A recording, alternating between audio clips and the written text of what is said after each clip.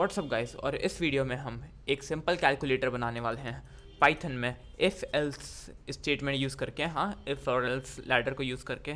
तो चलिए शुरू करते हैं। तो उसके पहले हम लोग को एक फ़ोल्डर में जाके विजुअल स्टूडियो कोड को खोलना पड़ेगा, ओपन विथ कोड करके। तो ऐसे खोलते हैं, इसे आके हम लोग ओपन विथ कोड करेंगे जिससे कि ये कोड में खुल जाएगा। ये वेलकम स्क्रीन को बंद कर देंगे और यहाँ एक नया फ़ोल्डर बनाएंगे। फ़ोल्डर का नाम रखेंगे main.py। तो अब हम इसमें एक कैलकुलेटर बनाने वाले हैं। तो पहले का लिख देते हैं प्रोजेक्ट कैलकुलेटर। ये प्रिंट नहीं होगा क्योंकि हम इसे एक कमेंट की तरह लिख रहे हैं। हैश से कमेंट हो जाता है।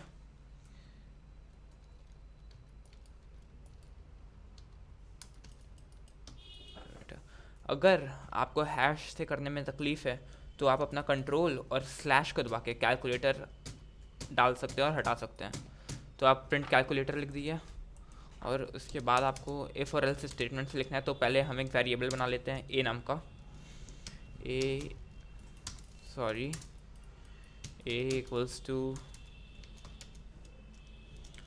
इंट इसलिए लिखेंगे क्योंकि वेरिएबल जो होता है वो स्ट्रिंग में इनपुट होता है, इसलिए हमें इसे इंटीजर में चेंज करना पड़ेगा। एंटर फर्स्ट नंबर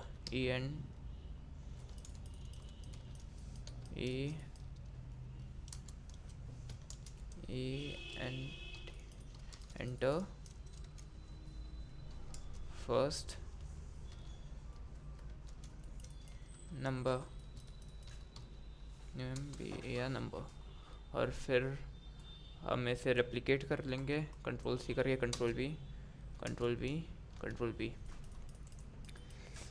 यहाँ से हम लोग इसकी वैल्यू चेंज कर सकते हैं। हम लोग को बेसिकली 3 वेरिएबल बनाने हैं। एक हम लोग को पहला नंबर इनपुट कराने के लिए, एक ऑपरेशन इनपुट कराने के लिए और एक दूसरा नंबर इनपुट कराने के लिए। तो enter first select operation you want to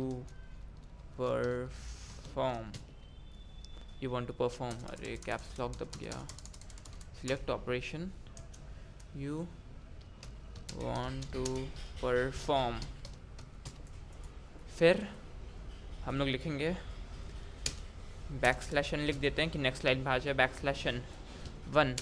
मतलब अगर 1 लिखेंगे, 1 दबाएंगे for addition, 1 for ADDITION, 1 for addition. और फिर बैकस्लैश, एक मिनट, ये बैकस्लैश नहीं है, ये स्लैश है। बैकस्लैश n फॉर एडिशन और फिर backslash n 2 for subtraction backslash n 3 for multiplication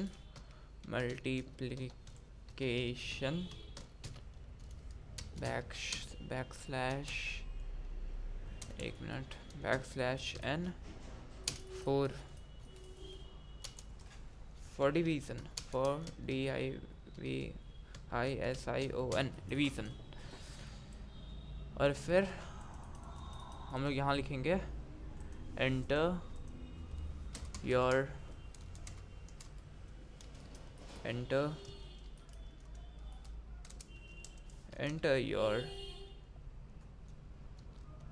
operation number, कि इसमें हम लोग यूज़र से ये इनपुट करा रहे हैं कि इन सब में से आपको जो ऑपरेशन करवाना है उसका नंबर इनपुट करें। ओके, फिर अब हम लोग इफ़ एल्स स्टेटमेंट पे आ जाते हैं। तो हम लोग लिखेंगे इफ़ बी। तो अब हम लिखेंगे if b equals to 1, if b equals to 1 मतलब 1 फॉर एडिशन है। तो अब अगर बी इक्वल टू है 1 के तो प्रिंट हो जा, तो प्रिंट तो एक मिनट, तो प्रिंट होना चाहिए, अगर b इक्वल टू 1 के है तो प्रिंट होना चाहिए योर सॉल्यूशन इज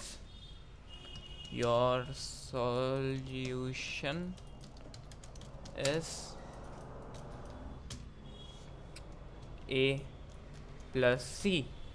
इसका इस स्टेटमेंट का मतलब ये है कि अगर b 1 के इक्वल है, अगर यूज़र ने 1 इनपुट किया है तब a और c को प्लस कर दो, ओके। और फिर हम लोग लिखेंगे elif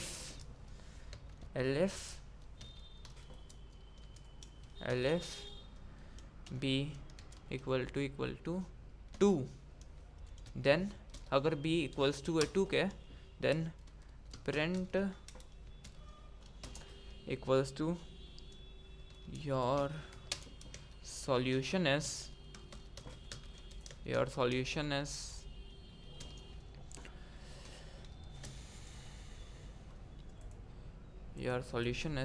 a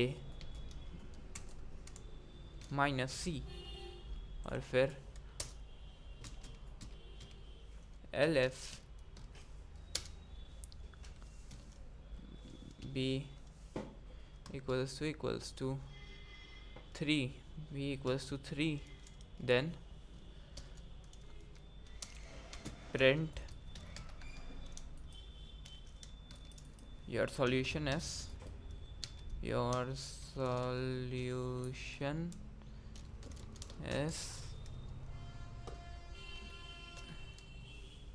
a into b,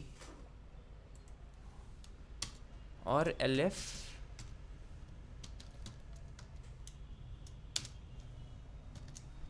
b equal to 4,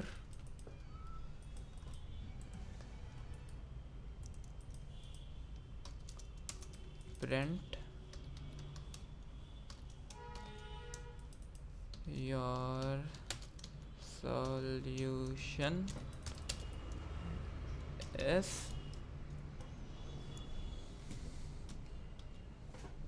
a divided by c। यहाँ b आ गया, यहाँ भी c कर देते हैं, a डिवाइडेड बाई c। और अगर इन चारों में से कोई गलत और ऑपरेशन है, एल्स मतलब इन चारों में से कोई नहीं और कोई, एल्स प्रिंट, फिर लिखेंगे अगर इन सब में से कोई नहीं है तो please read all the suitable numbers given to the operations carefully, carefully, and try again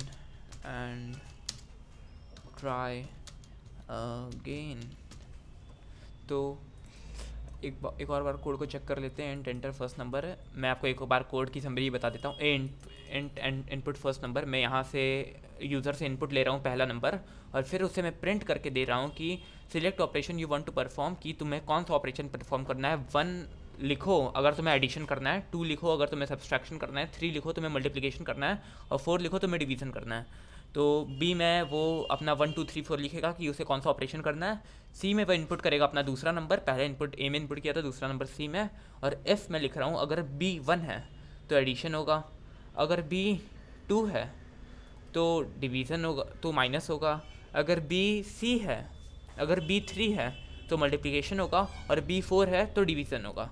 और एल्स लिखा हूँ अगर इन सब में से कोई नहीं है तो यूज़र को बोलूँगा कि ऊपर के कमांड को वापस पढ़ो कि सही ऑपरेशन में के नंबर दिए हुए हैं उन लोगों को वापस करो और वापस ट्राई अगेन करो। तो इसे एक बार रन करके देख लेते हैं।